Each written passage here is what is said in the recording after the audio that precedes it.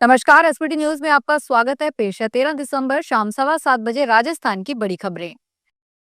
राजस्थान के राज्यपाल हरिभाऊ बागड़े ने शनिवार सुबह राजस्थान जन विश्वास अध्यादेश 2025 को अपनी आधिकारिक मंजूरी दे दी है और अब ये कानूनी रूप ले चुका है। विधि विभाग की तरफ से अधिसूचना जारी करते हुए यह अध्यादेश राज्य के 11 कानूनों में मामूली गलतियों के लिए दिए गए जेल के प्रावधानों को खत्म कर देगा। इन प्रावधानों की जगह अब केवल जुर्माना लगाने का रास्ता खुलेगा। यह फैसला सीधे तौर पर राज्य के इज फॉर डूइंग बिजनेस और आम नागरिक के लिए इज ऑफ लिविंग सुनिश्चित करने की दिशा में मील का पत्थर साबित होगा। संसदीय कार्य मंत्री जोगाराम पटेल ने पहले ही स्पष्ट कर दिया था कि यह पहल केंद्र सरकार के जन विश्वास अधिनियम 2023 पर आधारित है। रिजर्व बैंक द्वारा रेपो रेट में कटौती के बाद देश के प्रमुख बैंक अपनी ब्याज दरों में संशोधन कर रहे हैं। इस कड़ी में स्टेट बैंक ऑफ इंडिया ने भी अपने टर्म डिपॉजिट, एमसीएलआर और ईबीएलआर रेट्स में बदलाव की घोषणा की है। नई दरें 15 दिसंबर 2025 से लागू होगी। इस कदम से ग्राहकों की बचत और लोन दोनों पर सीधा असर पड़ेगा। एसबीआई ने 2 से 3 साल की अवधि वाले 3 करोड़ रुपए से कम के डिपॉजिट पर ब्याज दरों में कमी की है। सामान्य ग्राहकों के लिए ब्याज दर 6.45% से घटाकर 6.40% कर दी गई है, जबकि वरिष्ठ नागरिकों के लिए 6.95% से घटाकर 6.90% कर दिया गया है। भारतीय रेलवे ने पार्सल लोडिंग से जुड़े नियमों में बड़ा बदलाव किया है। इसका मकसद व्यापारियों, किसानों और छोटे लॉजिस्टिक कारोबार को रेलवे के पार्सल नेटवर्क से जोड़ना है। अब नियम पहले के मुकाबले ज्यादा आसान कर दिए गए हैं ताकि कम पूंजी वाले व्यापारी भी बिना ज्यादा औपचारिकता के रेलवे से अपना सामान देश के अलग अलग हिस्सों में भेज सके। हाल ही में जम्मू कश्मीर तक रेल कनेक्टिविटी शुरू होने के बाद वहां पार्सल कारोबार में तेजी आई है। रेलवे ने खास तौर पर छोटे किसानों और कृषि उत्पादों से जुड़े व्यापारियों को ध्यान में रखते हुए नियमों में ढील दी है। पहले कुछ शर्तों के कारण छोटे व्यापारी एग्रीगेटर के रूप पंजीकरण नहीं करा पाते थे, लेकिन अब यह प्रक्रिया आसान कर दी गई है। इसका नतीजा यह है कि जम्मू डिवीजन में ही 20 से ज्यादा एग्रीगेटर पंजीकृत हो चुके हैं। वृंदावन के ठाकुर बांके बिहारी मंदिर में शनिवार सुबह श्रद्धालुओं की संख्या में हुई वृद्धि ने हालात बिगाड़ दिए।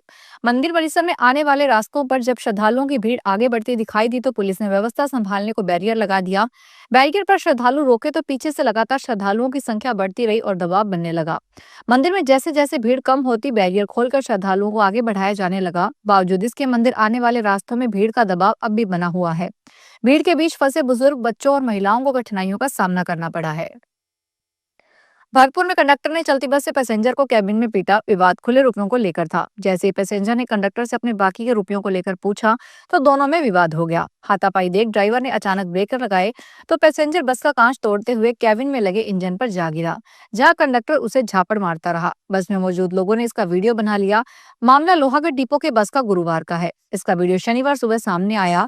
बस भरतपुर से मथुरा जा रही थी। इसे लेकर लोहागढ़ डिपो के मुख्य प्रबंधक राकेश कुमार सैनी ने बताया कि खुले रुपयों को लेकर विवाद हुआ है। शनिवार सुबह ईस्टर्न पेरिफेरल एक्सप्रेसवे पर घने कोहरे के कारण बड़ा सड़क हादसा हो गया। दृश्यता बेहद कम होने की वजह से हाईवे पर चल रहे वाहन एक दूसरे को समय रहते नहीं दिखे, जिसके चलते 2 अलग अलग स्थानों पर कई वाहन आपस में टकरा गए। हादसे के बाद एक्सप्रेसवे पर अफरा तफरी का माहौल बन गया और कई किलोमीटर लंबा जाम लग गया। प्राप्त जानकारी के अनुसार पहला हादसा थाना दादरी क्षेत्र के चक्रसेनपुर फ्लाईओवर पर हुआ, जहां घने कोहरे के बीच 3 वाहन आपस में भिड़ गए।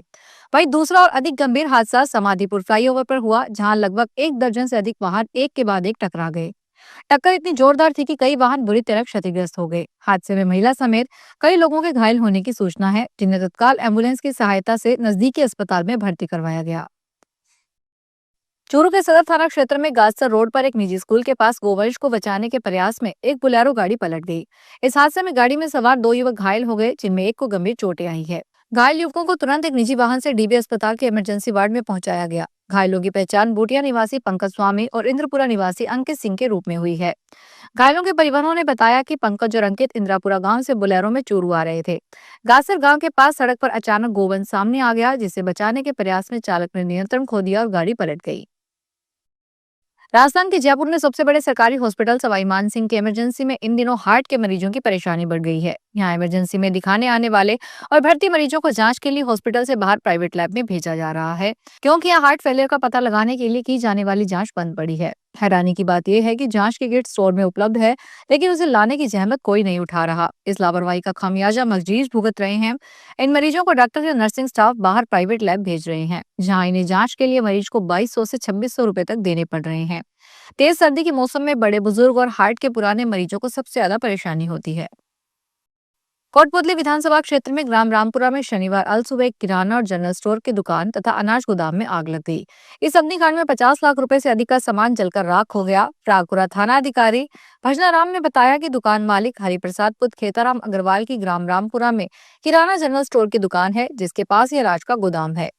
शनिवार सुबह ग्रामीणों ने दुकान से तेज धुआं निकलते देखा। उन्होंने तत्काल 112 नंबर पर कॉल कर पुलिस और फायर ब्रिगेड को सूचना दी।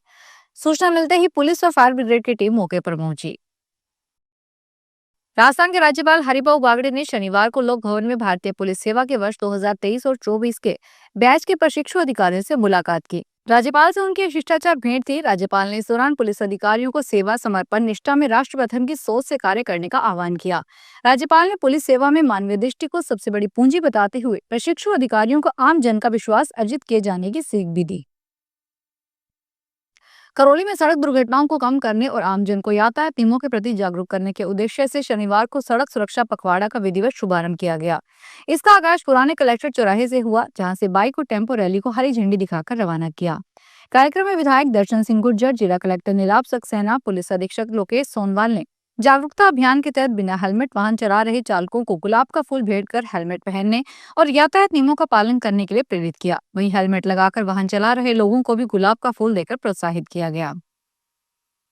पीएम जवाहर नवोदय विद्यालय पार्टा कोटपुतली बहरोड में सत्र 2026-27 के लिए कक्षा 6 में प्रवेश के लिए परीक्षा का आयोजन किया जा रहा है।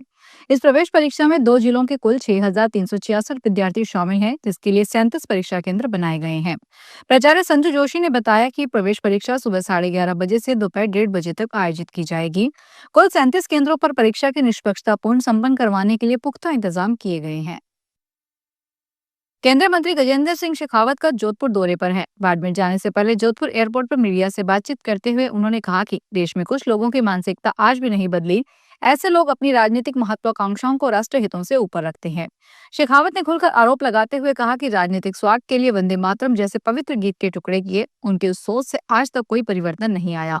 आज भी कुछ लोग अपने हितों के लिए राष्ट्रीय भावनाओं में खिलवाड़ कर रहे हैं। पर्यटन विकास को लेकर पूछे गए सवाल पर शेखावत ने कहा कि भारत की अर्थव्यवस्था ने ऐतिहासिक प्रगति की है। पीएम मोदी के नेतृत्व में भारत 2 ट्रिलियन से बढ़कर 4 ट्रिलियन से अधिक की अर्थव्यवस्था बना है।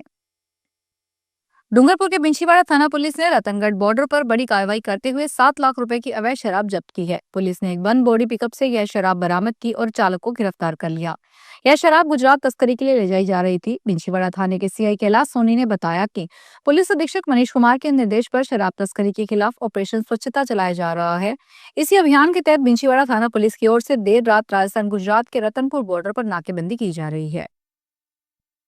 चूरू के रतनगढ़ में शुक्रवार रात राष्ट्रीय राजमार्ग 11 पर एक ट्रैक्टर पलटने से उसके ड्राइवर की मौत हो गई। यह हादसा गुसाईसर फाटा के पास हुआ। यहाँ ट्रैक्टर बेकाबू होकर पलट गया और ड्राइवर उसके नीचे दब गया।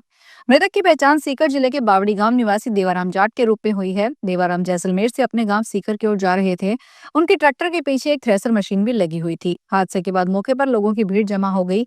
स्थानीय लोगों ने ट्रैक्टर के नीचे फंसे देवाराम को बाहर निकाला और टोल एम्बुलेंस की मदद से जालान अस्पताल पहुंचाया। हालांकि डॉक्टरों ने जांच के बाद उन्हें मृत घोषित कर दिया। फिलहाल इस बुलेटिन में इतना ही। फिर हाजिर होंगे बड़ी खबरों के साथ।